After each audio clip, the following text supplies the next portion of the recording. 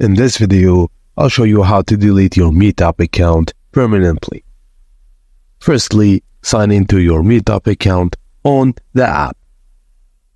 And then go to your profile picture in the top right corner and select Settings from the drop-down menu. On the website, find and click on Account on the left sidebar. On the app, look for a section labeled Account or similar. You may need to tap Privacy or Account Settings, then find the option to delete or deactivate your account, because you have to deactivate it first before you delete it.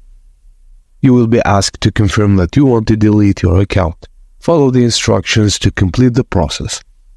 And if you do not find a way to delete your Meetup account from the app, you can always contact their customer support and they can help you achieve deleting your account. Thank you guys for watching, and please don't forget to like and subscribe for more.